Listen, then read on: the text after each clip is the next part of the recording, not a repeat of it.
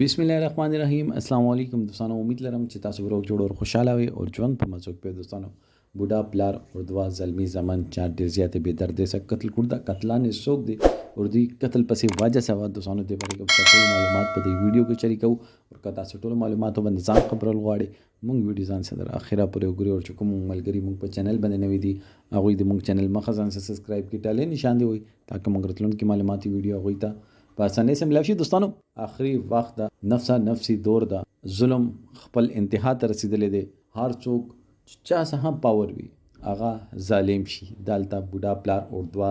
زلمی زمن ډېر زیاتې بې دردۍ سره قتل شو دوی ګناه سوا دوی صرف خپل حق غوښتلو چې کله هغوی ته پته ولګېدله چې دا جرګه چې دا فیصله چې دا دوی په حق کې ورکوي هغوی ظلمنانو د خوشحالي هغوی باندې پیرزو نه کړه او هغوی کور باندې واوړېدل او هغوی ډېرې زیاتې بې دردۍ سره قتل کړل بوډۍ مور یې ورته پرېښول یوې ښځې باندې به څه تېرېږي چې خاوند اردوا زلمي بچي چې هغې ډېرې زیاتې په سختیو باندې هغه بچي رالوی کړي وي هغوی د مستقبل نه هغوی ودونو باره کې هغې ډېرې اسرې وي هغې ډېر خواهشاتونه وي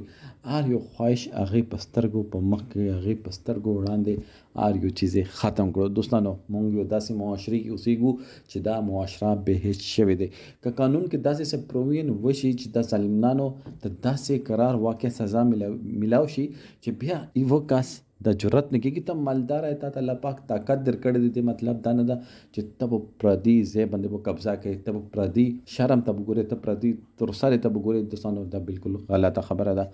که الله پاک درته طاقت درکړی دی نو تاسو زکات خیرات سوا کې مونږ ته چې الله پاک طاقت راکړو نو مونږ ظلمونه شروع نو دوستانو داسې معاشرې دی نه مخکې داسې قومونه تباه شوي دي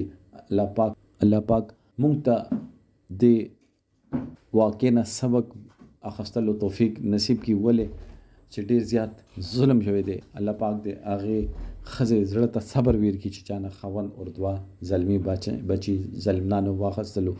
دوستانو الله پاک دې مونږ ټولو په حال باندې رحم وکړي ولې چې مونږ یو داسې معاشره کې اوسېږو چې هغه